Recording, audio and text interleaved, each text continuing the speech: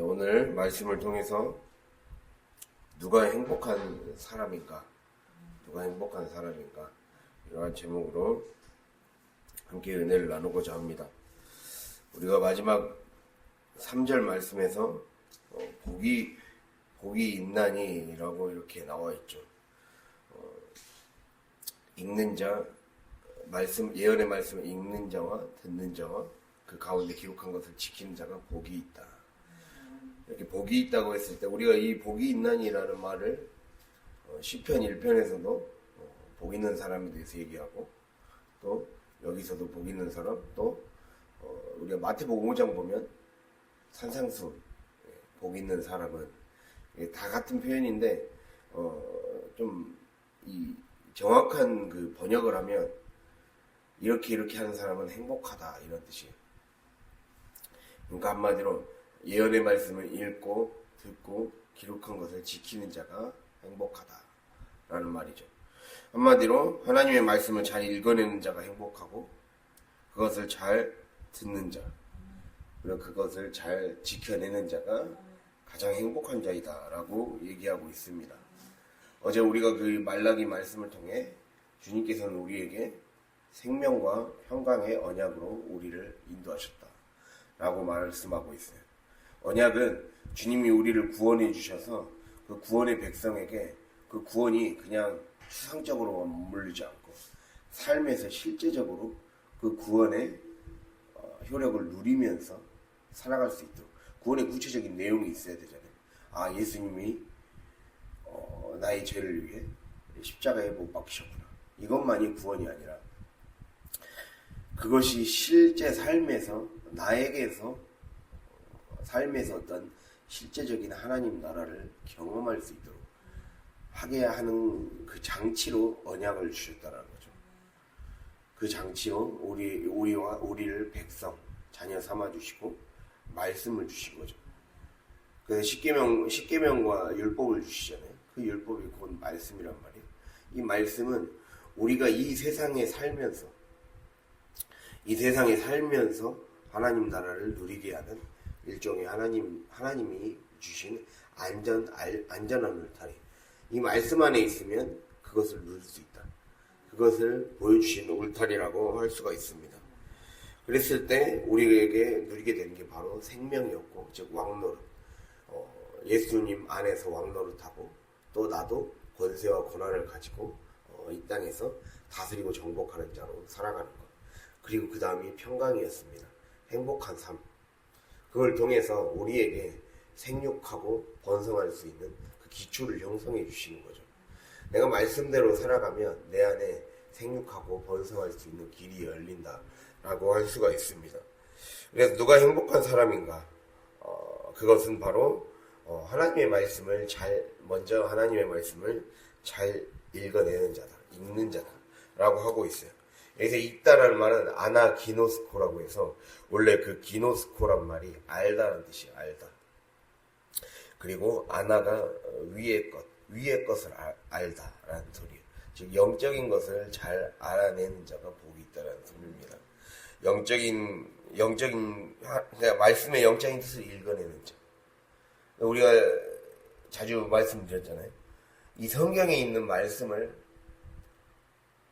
특별계시라고 하였고, 이 말씀은 곧 계시를 말하는 거거든요. 그랬을 때 성경이 특별계시고, 그리고 우리에게 삶에서 주어지는 여러 가지 계시들이 바로 일반 계시라고 그랬죠. 그 모든 것을 말씀이라고 할 수가 있습니다. 쉽게 말하면 말씀이라고 할 수가 있죠. 그랬을 때 이 말씀을 잘 분별하고 읽어내는 자가 가장 행복한 사람이라고 먼저 얘기하고 있어요. 우리가 복 받으려면, 우리가 하나님의 복을 누리고 살려면 말씀의 영적인 뜻을 잘 읽어내야 됩니다. 즉 말씀 안에 계신, 말씀 안에 역사하시는 성령님과 인격적으로 관계 맺는 것을 바로 읽는다라고 할 수가 있습니다.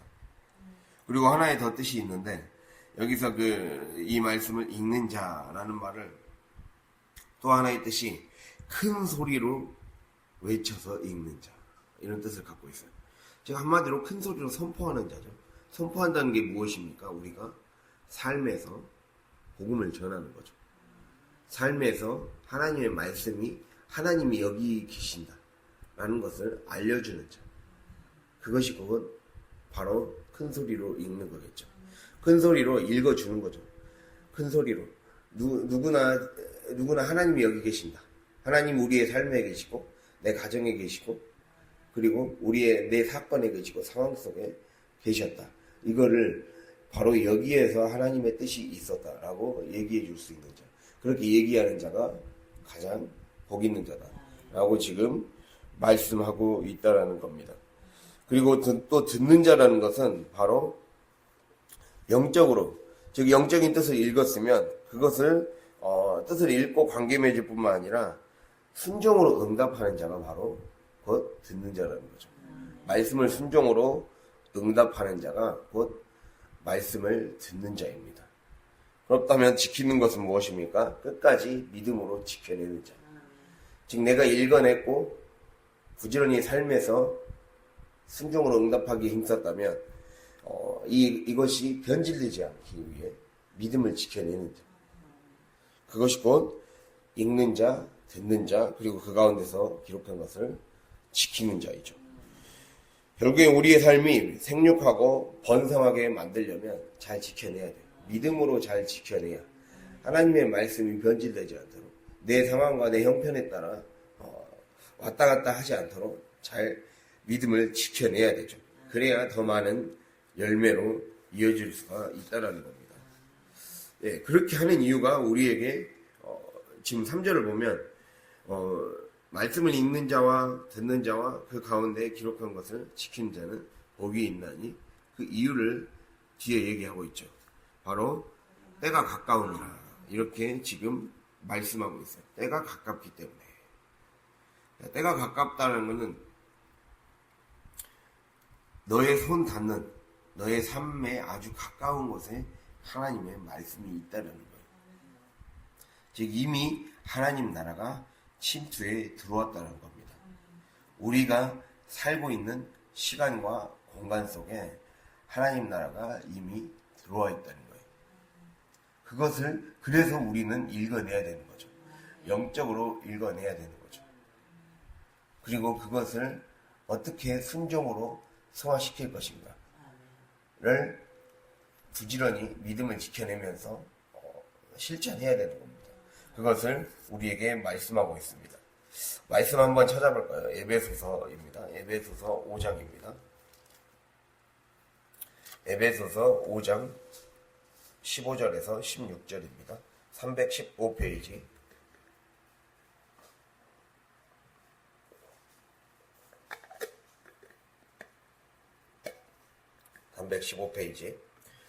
에베소서 5장 15절에서 16절.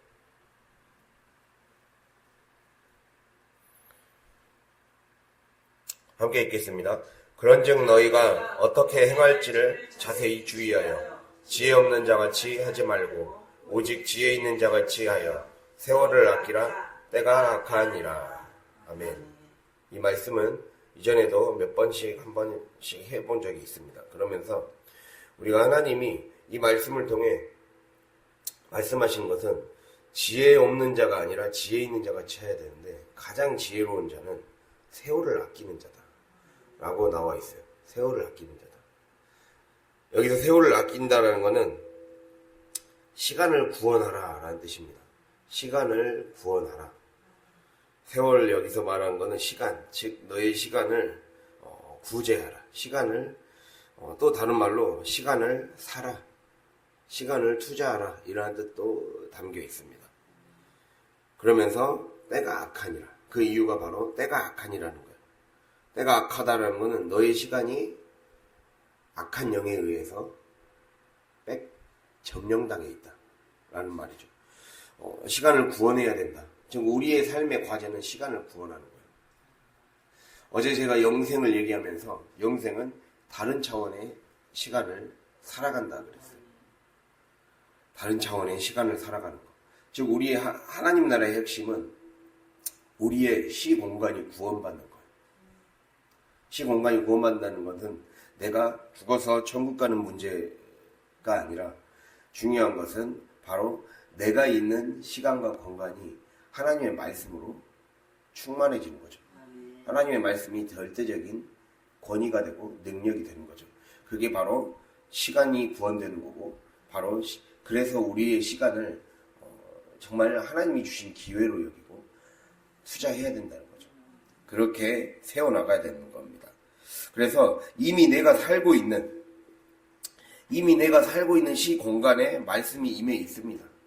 이곳에 임해 있고, 그리고 또 성전에만 예배당에만 임해 있는 게 아니라 바로 내가 있는 곳에, 없을 것 같은 곳에도 이미 있단 말이에요. 내가 어떻게 바라보고 어떤 마음으로 임하느냐의 문제입니다. 심지어 불편한 자리에서도, 집안에서도, 사건에서도, 상황 속에, 환경 속에 다 있단 말이에요. 즉 이미 내가 살고 있는 시공간에 말씀이 임해 있고, 그것을 행복으로 이끌어주는 것들이 이미 들어있다는 거예요. 그래서 구원과 행복, 축복 이러한 것들은 결국 뜬구름 잡는 것이 아니라는 겁니다. 우리는 언약으로 묶여진 백성이고 특별한 선택을 받은 백성이기 때문에 나를 승리로 이끌어줄 말씀을 시마다 때마다 이미 던져주고 계신다는 거예요. 그래서 우리가 말씀을 이 요한계시록을 돌아가면 특별히 우리가 이걸 잘 봐야 되거든요. 아까 1장 1절에 보면 그 계시에 대해서 말을 하면서 계시의 속성에 대해서 얘기해요. 계시는 반드시 속히 일어날 일들이다.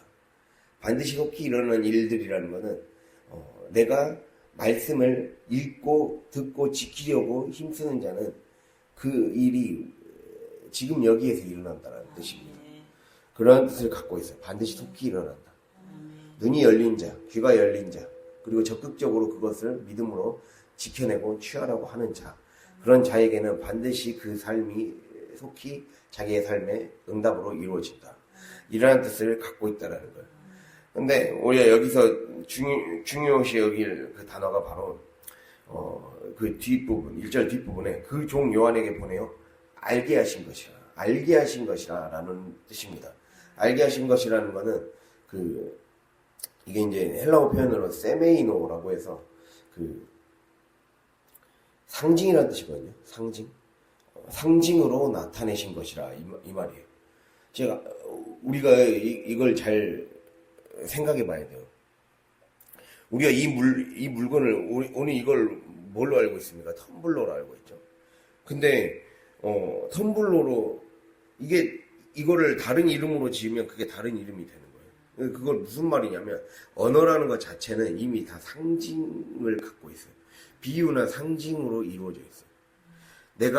우리가 이 이름을 십자가 종이 아니라 그냥 이거를 게임기라고 부르면 게임기가 되는 거예요. 그게 지금 하나님이 우리에게 말씀하시는 것은 이 세상 모든 거는 이미 상징을 그 안에 품고 있다는 거예요. 그 말은 하나님이 모든 사물과 사건과 환경과 상황 속에 하나님의 뜻을 이미 심어 놓으셨다는 거예요. 그거를 더 많이 읽어내는 자일수록 하나님이 그냥 일어나는 일들이 없다는 거예요. 모든 것은 하나님의 섭리 가운데 있고 모든 것은 하나님의 계획 가운데 있기 때문에 더 많이 잘 읽어내고 그것을 들으려고 하고 깨달으려고 노력하는 자에게 열어 보이시겠다는 거예요. 더 축복으로 많이 가는 길을 열어 보이시겠다는 거예요. 어떤 특별한 성전에서만 임하는 것이 아니라 내 마음의 성전에 이미 주님은 우리의 신약시대를 살아가는 우리에게는 내 마음에 이미 성전이 있어요. 그것을 그 성전 관리를 잘하고 그 성전을 잘 가꾸고 하는 자에게 그 상징을 읽어낼 수 있는 눈이 열리는 거예요. 그거를 주님이 우리에게 지금 말씀하고 있어요. 그래서 때가 가깝다는 것은 이미 너의 손에, 너의 삶에 이미 주어져 있다는 거예요. 그 상징을 읽어내는 자가 복이 있다는 거죠. 이미 상징으로 나타내셨기 때문에 그거를 읽어내야 된다. 그래서 요한계시록 자체는 이미 그 상징을 얘기해주고 있는 거예요. 이 세상에 일어나는 수많은 사건들 속에서 역사하는 하나님의 일들. 그리고 그래서 그 천국이 확장되는 과정들. 근데 그 천국의 확장을 가로막고 못 보게 만드는 어둠의 영들이 어떠한 방식으로 활동하는지를 상징의 언어를 통해 알려주신 거예요. 근데 우리에게 아까 말씀드렸듯이 모든 것은 이미 상징으로 숨겨져 있다는 거예요. 즉 하나님은 우리의 삶에 여러 가지 사건을 통해 이미 자신을 숨어 계세요. 그래서 하나님의 속성 중에 하나가 숨어 계시는 하나님이에요. 그 이사야 45장 15절에 그 표현이 나오거든요. 주님은 숨어 계시는 하나님이십니다. 이렇게 말씀하고 있어요. 그거 이사야가 응답받은 거거든요. 하나님 앞에 구원에 대해서 구원하신 하나님, 응답하신 하나님을 기다리면서 어려운 포로기 시절에 하나님이 이 이스라엘 백성을 다시 구원하시고 다시 회복시키시기 위한 그 기도를 하면서 이사야 선지자가 받은 응답이에요. 주님은 숨어 계신 하나님이시군요. 읽어내야 돼요. 하나님은 이미 우리가 가장 어려운 그 순간에도 거기에서도 같이 계셨다는 거예요. 그것을 읽어내는 것이 중요합니다. 그래서 내 손 닿는 곳에 이미 하나님은 이미 있다. 그래서 내가 어떤 태도와 자세를 임하느냐가 문제이겠죠. 즉 성령에 내가 흠뻑 젖어 있다면 읽어낼 수 있겠죠. 하나님 나라를 지금 여기서 누릴 수 있을 것입니다. 즉 육안으로만 보았을 때는 자꾸 삶이 불투명해 보이고 그냥 현상으로만 보여요. 그냥 물건으로만 보이고 그냥 사건으로만 보이고 그냥 나를 힘들게 하는 사람으로만 보여요. 나를 힘들게 하는 질병으로만 보여요. 그러나 영안의 눈이 열리면 진리가 가득 부어지고 성령이 충만해지면 그때 일어나는 현상이 바로 때가 악한 게 아니라 시간이 구원을 받게 되는 거죠. 내가 있는 시간과 공간이 구원을 받기 때문에 다른 일들이 일어나는 거예요. 다른 차원으로 들어가는 거예요. 영적인 것들이 보이기 시작하는 거예요. 똑같이 그 자리에 똑같이 있었을 뿐인데 똑같은 집에서 다시 똑같이 나에게 반복된 일을 하고 집안일을 하고 전도를 하고 걷고 운동하고 대화를 하고 또 자녀들과 부대끼고 이러한 시간을 가졌을 뿐인데 남편과 부대끼고 이러한 시간을 가졌을 뿐인데 바로 시간과 공간이 구원을 받고 내가 성령으로 충만해진 그 순간부터 이제는 자식들이 남편이 원수가 아니라 그리고 내 삶에 여러 가지 장애물들을 여겨지는 나의 불편함과 몸과 마음의 불편함과 과거에 후회되는 것들이 후회가 아니라 하나님이 합력하여 선을 이룰 수 있는 소재로 삼을 수 있구나. 이게 바뀌어지는 거예요. 해석이 달리게 되기 시작하는 거예요. 그래서 이게 그 말입니다. 가장 행복한 사람, 가장 복 있는 사람, 다시 읽어낼 수 있는 점. 우리 그래서 성령이 충만해야 돼요. 성령이 충만해야 성령이 충만해지기를 바라야 됩니다. 요엘서 2장 28절 보면 말세에 내가 우리의 모든 육체에 성령을 부어주겠다 그랬어요. 부어주겠다는 건 성령이 이 몸으로 마치 그 비에 홀딱 젖듯이 흠뻑 젖게 만들어주겠다. 그렇게 흠뻑 젖게 만들어주면 청년들은 환상을 보고 자녀들은 예언하고 아비들은 꿈을 꾸게 된다 했잖아요. 환상, 꿈, 이 예언 이런 것들이 바로 4차원의 영성의 공간 안으로 시간 안으로 들어가게 해주겠다는 거잖아요. 그렇게 함으로써 삶을 새롭게 살 수 있는 길을 열어주겠다는 거잖아요. 구원은 거기서부터 시작하는 거예요. 내 생각이 달라지기 시작하고 내 말이 달라지기 시작하고 새로운 꿈을 꾸기 시작하고 하나님이 주신 꿈을 꾸기 시작하는 거예요. 꿈이 어디서 시작됩니까? 결핍에서 시작하잖아요. 내가 결핍이라고 생각했던 육안으로만 봤을 때는 결핍이라고 생각했던 그 공간 안에서 마치 요셉의 감옥 같은 그 공간 안에서 영안이 열리자 이곳이 꿈을 연마하는 장소이고 꿈이 시작되는 장소이고 사실은 결핍으로 생각됐던 그것이 곧 하나님이 던져주신 말씀의 씨앗이었구나. 이것을 키워내기만 하면 놀라운 열매가 되고 나무가 되고 열매를 맺을 수 있구나. 그거를 알게 된다는 거죠. 그래서 육안으로만 보면 자꾸 불투명해집니다. 못 봅니다. 수시할 수 없게 된다는 거죠. 그러나 영안이 열리면 보이게 됩니다. 내 시간이 구원받고 있기 때문에, 공간이 구원받고 있기 때문에. 그래서 이 말이 그 말입니다. 알게 하신 것이라. 1절에 알게 하신 것이라는 상징으로 나타내신 것이라 라는 것이죠. 즉 상징이란 우리가 아까 말씀드렸듯이 상징으로 나타내신 것이라 이렇게 번역된다고 그랬죠. 1절 알게 하신 것이라가. 상징이란 말이 사전에 찾아보면 이런 말이 나와 있어요. 추상적인 사물이나 관념이나 사상을 구체적인 사물로 나타낸 게 상징이라 그래요. 이 말은 봐보세요. 하나님이 예를 들면 주님이 나에게 어떤 축복 딱 주고 싶어요. 어떤 축복을 주고 싶은데 그 축복을 주기 위해 어떤 구체적인 사건과 사물과 내가 몸담고 있는 시간, 공간, 일상, 환경 여기에 딱 그것을 나타내셨다라고요. 이해가 되셨습니까?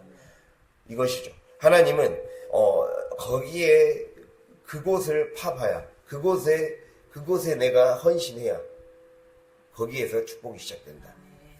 내가 아닐 거라고 생각했던 거기에서 이미 축복을 심겨놓았다.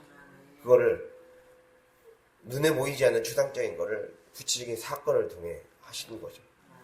숨겨놓으신 것이죠. 이게 하나님의 방식입니다. 그래서 이게 구원이죠. 하나님의 구원 방식이 이거였어요. 이게 성육신이에요. 하나님이 인류를 구원하시기 위해 딱 그래도 구원했다가 아니라 예수님을 성육신, 이 땅에 육신의 몸을 입고 구체적인 몸을 입은 역사 가운데 오셔서 십자가에 못 박히심으로써 자신의 사랑을 실제적으로 구체적으로 보여주셨잖아요. 그래서 우리의 삶이 그렇게 읽어내는 거예요. 읽어내는 거. 그게 그래서 사건과 현상과 사물과 사람, 나의 환경의 껍질을 벗기는 거죠. 우리가 여기서 읽다라는 거는 또 다른 말로 해독하다라는 말이 있거든요. 그러니까 암호를 해독하다 할 때 디코드라는 말이 있습니다. 디코드. 암호를 해독하다라는 뜻이 있어요.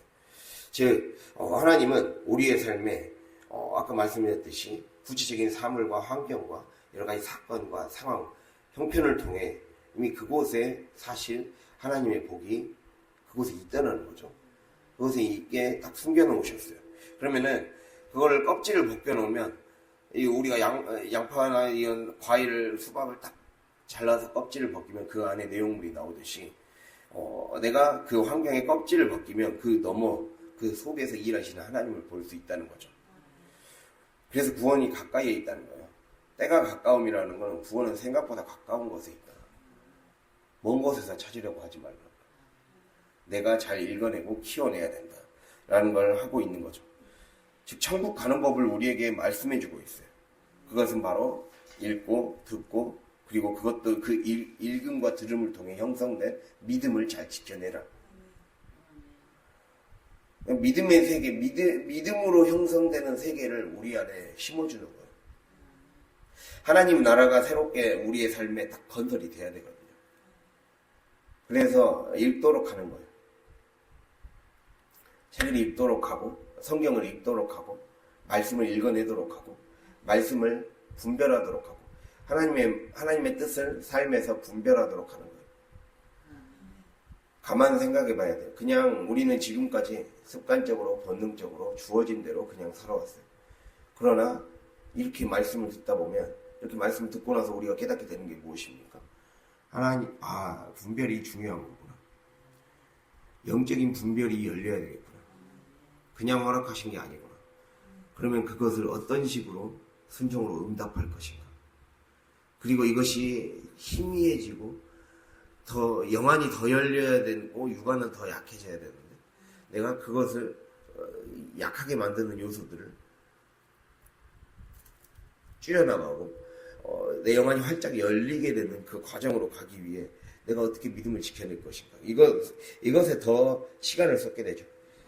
우리의 우리가 시간을 엉뚱한 데 허비하고 있다는 거예요. 우리는 거룩한 시간을 낭비해야 되지. 거룩하지 않아 헛된 시간을 낭비하면 안 되는 거예요. 그것을 주님이 우리에게 말씀하고 있는 거예요. 즉 육안의 사람 이렇게 생각해 볼 수 있어요. 육안의 사람들과 영안의 사람들이 있다는 거죠. 육안의 사람들은 차례 그냥 순서대로 흘러가는 시간으로만 삶을 인식하는 거예요. 크로노스만 생각하고 사는 거예요.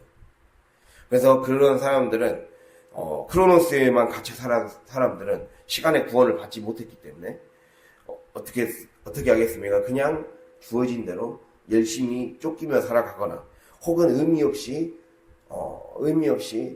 지금 뭐 나에게 특별한 일이 없기 때문에 그냥 나는 지금 형편이 어렵기 때문에 가난하기 때문에 내가 할 수 있는 게 없기 때문에 그냥 의미 없이 시간만 때우며 남 탓하고 환경 탓하고 상황 탓하고 그러면서 아까운 시간을 낭비하는 거죠. 그래서 우리가 그런 거예요. 우리 안에 있는 우리 삶에서 나타나는 나쁜 습관들 이러한 것들은 결국 왜 그런 습관들이 나타났겠는가? 그거는 결국 돌려 말하면 하나님이 우리에게 주신 시공간 속에 이미 하나님의 말씀이 있는데 나를 은혜로 복으로 이끌어 주실 그 행복하게 해줄 그 말씀이 사실 있었던 건데 그것을 읽어내려고 하지 않았기 때문에 그 노력을 최소한 예배 드릴 때 이 자세 예배 드릴 때는 잘 들으려고 하잖아요. 그 들으려고 한 자세의 그 심정으로 그 태도로 삶에 똑같이 임했다면 내 자신의 생각과 말과 습관에 조금만이라도 이렇게 말하면 하나님의 뜻을 잘못 읽어내는 걸 것인데 이렇게 조금만 멈춰서서 생각하고 했다면 그 시간이 의미 있는 시간으로 바뀌었겠죠. 성령 충만한 시간으로 바뀌었겠죠. 그러니까 성령 충만한 것은 우리가 성령 충만하라는 것은 이렇게 생각해 볼 수 있어요. 이 가나 혼인잔치에 악 위에 물을 가득 채우는 것과 같은 거예요. 내가 하나님의 말씀과 기도의 생수를 끊임없이 공급시키고 먹는 거예요. 그것이 차기 시작하면 그때부터 바뀌는 거죠. 삶이 포도주로 바뀌는 거죠. 내가 포도주로 바뀌고 싶다면 내 삶이 하나님이 주시는 그 물이 포도주로 바뀌는 것 같이 그 포도주로 바뀌는 인생을 살고 싶다면 바로 채워야 돼요. 부지런히 하나님이 주신 것들을 채워나가야 돼요. 근데 그 채워나가는 것을 우리는 예배당에서만 채웠고 삶을 어떻게 예배당으로 바라보고 삶을 어떻게 성전으로 바라보고 성전으로 만들어갈 것인가 이거에 있어서 조금 이 느슨한 마음을 바꿀 수 있는 시간이 될 수 있기를 바랍니다. 그걸 주님이 우리에게 원하신다는 겁니다. 그래서 크로노스에만 이렇게 갇혀 살지 말자. 일반적인 시간, 흘러가는 시간에만 갇혀 살지 말고 이건 그냥 흘러가는 시간이 아니다. 어떤 특별한 시간만이 있는 것이 아니다. 특별한 시간으로 만들 수 있다는 거예요. 말씀으로 하나님이 이미 삶에서 이미 뿌려놓은 것들을 잘 읽어내고 나의 습관을 통해 나의 말을 통해 나의 기존에 살아왔던 방식을 통해 말씀하시는 노크하시는 두드리시는 그래서 잘못된 것과 잘한 것과 고쳐야 될 것들을 말씀하시는 하나님을 통해 이 속에 내가 성장하고 행복해지는 비결이 있구나. 이거를 깨닫고 아까운 시간을 낭비하지 않는 것. 그걸 주님이 우리에게 말씀하고 있다는 겁니다. 그래서 육안의 사람들이 아니라 영안의 사람들이 돼야 되는 거예요. 나에게 일어난 일들의 의미, 그 속에서 역사하시는 하나님의 섭리를 읽어내는 거죠. 맥을 꿰뚫는 거죠. 맥을 꿰뚫는 거. 맥을 읽어낼 수 있어야 돼요. 제가 이제 신학을 하고 그런 말들을 많이 하거든요. 신학할 때 신학생들이 항상 성경의 맥을 읽어낼 수 있어야 되는데 이 말들을 많이 했어요. 성경의 맥을 읽어낸다는 거는 이 성경 안에는 가장 중요한 흐름이 있거든요. 가장 중요한 그걸 관통하는 즉 창세기부터 요한계시록을 관통하는 가장 중요한 맥이 바로 구속사예요. 구속사. 하나님이 어떻게 이 타락한 인류를 어떤 식으로 구원해 나가시는가, 구속해 나가시는가, 그 구속의 역사를 담고 있어요. 그러면은 성경은 우리의 삶을 그것에 맞춰서 읽어낼 수 있는 일종의 지침서 같은 거예요. 내비게이션 같은 거예요. 그러면은 하나님이 내 삶도 주님께 맡기는 자는 이렇게 구속사를 펼쳐나가겠구나. 구속의 스토리를 펼쳐나가겠구나 이 말이에요. 이제 하나님이 내 이야기를 이제 성경의 인물들 같이 하나님이 직접 하나님의 이야기를, 즉 나를 통해서 펼치시는 하나님의 이야기를 펼치고 싶은 거예요. 그게 히스토리잖아요. 히스토리, 하나님의 이야기, 그의 이야기라는 뜻이잖아요. 하나님이 나를 통해 하나님의 이야기를 펼쳐나가고 싶으신 거예요. 구속의 역사를. 그게 맥을 이룬다는 소리예요. 하나님이 나를 이런 식으로 나를 통해서 하나님 나라의 한 일원으로, 하나님 나라의 중요한 기둥으로 서게 하기 위해, 성전의 기둥으로 쓰게 하시기 위해 이러한 일들을 행하시고 계시구나. 이러한 것들을 허락하셨구나. 이 결핍에서 시작하게 하셨구나. 이거를 깨닫고 이제는 달리 보는 거죠. 나에게 주어진 일을 달리 보고, 가정을 달리 보고, 하루를 달리 보고, 집안일을 달리 보고, 심지어 사소하게 반복적으로 해야 되는 일들도 달리 보게 되는 거죠. 그냥 하는 것이 아니구나. 그것을 깨닫게 되는 거죠. 그래서 그것들을 뜻을 읽어내고 마땅히 감사로 그 리듬 안에 나를 맡기는 거예요. 우리가 천지창조를 잘 생각해 봐야 돼요. 하나님은 잘 사는 비결을, 천지창조를 임하신 하나님에게서 배워야 돼요. 저녁이 되고 아침이 될 때마다 그날 하나님이 주어주신 일들에, 하나님의 일에 충실하고 세상을 창조하고자 하는 하나님의 일에 충실했어요. 하나님의 리듬에 따라 움직이셨어요. 여러분 잘 보면 첫째 날부터 셋째 날은, 우리가 첫째 날 보면 첫째 날이 되기 전에 땅이 혼돈하고 공허했다 그랬어요. 혼돈했다는 건 형태가 없다는 뜻이거든요. 아무런 형태가 없었다.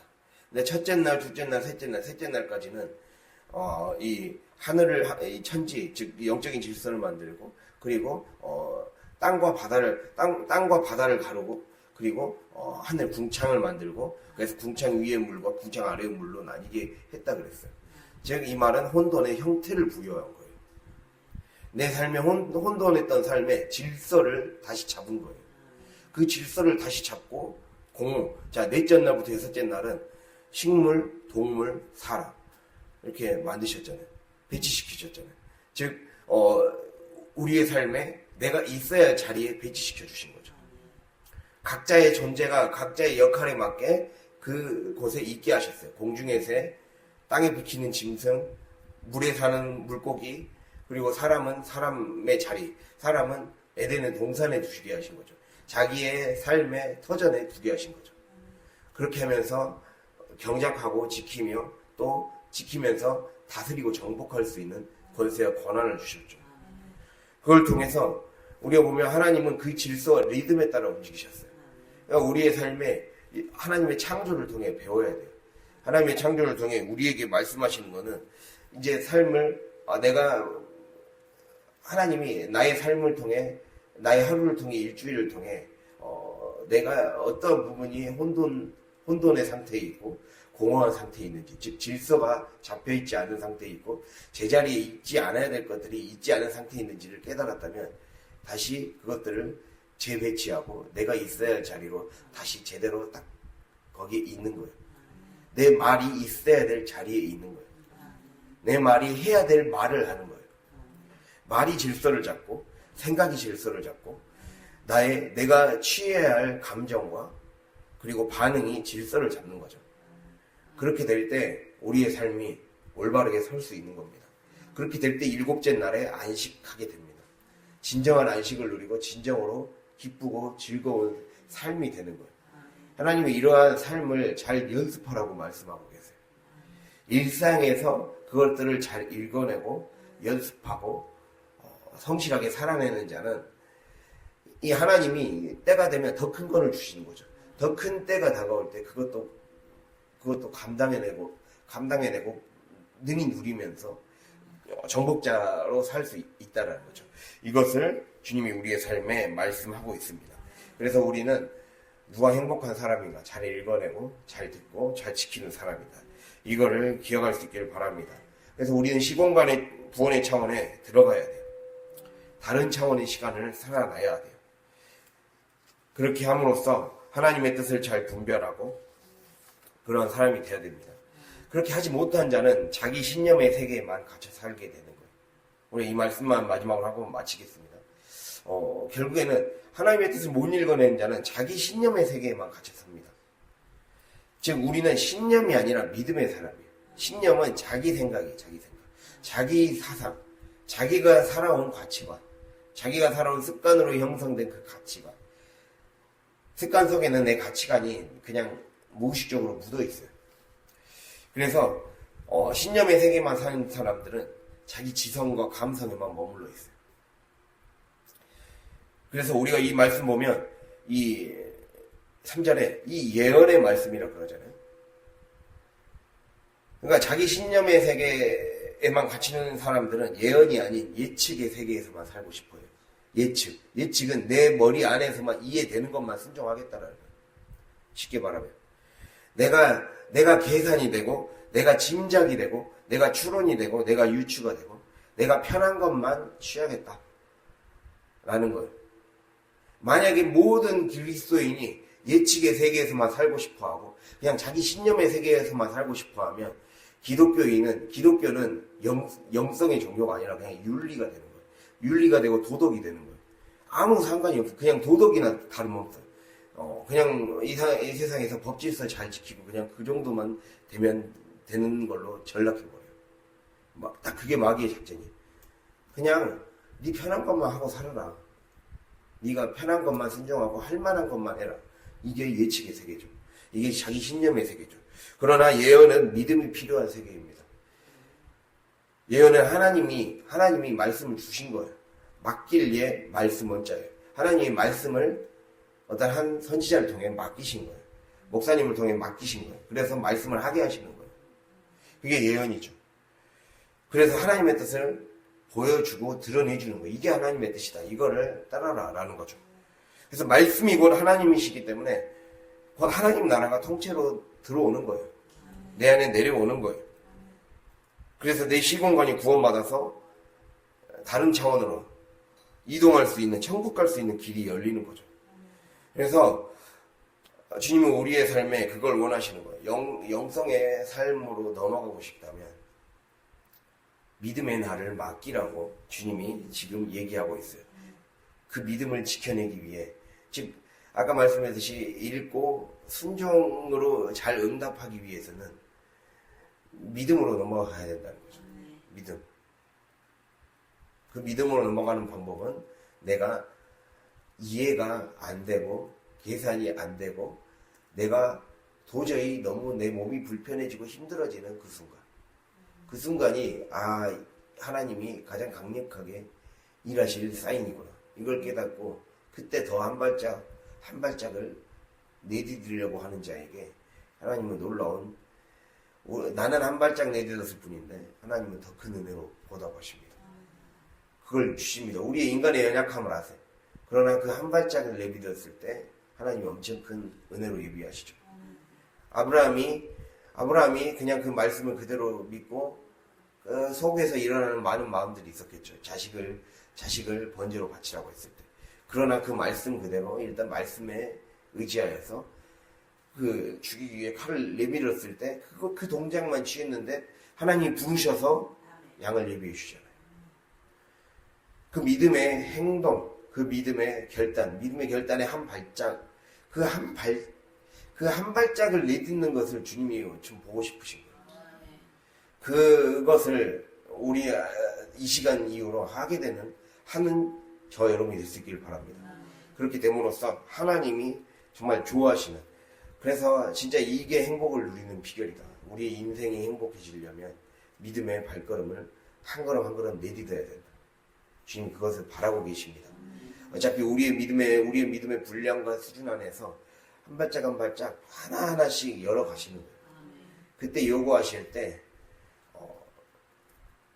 그만 버팅기고 저항하지 않고 하나님 앞에 온전히 내어놓을 수 있는 저 여러분이 되어서 정말 누가 행복한 사람인가 그 행복을 모두가 누리고 나의 한 걸음 때문에 나의 자녀들의 길이 열리고 나를 만나는 수많은 영혼들이 구원을 받는 우리 모두가 될 수 있도록 우리 풍성한 교회가 될 수 있기를 간절히 바랍니다.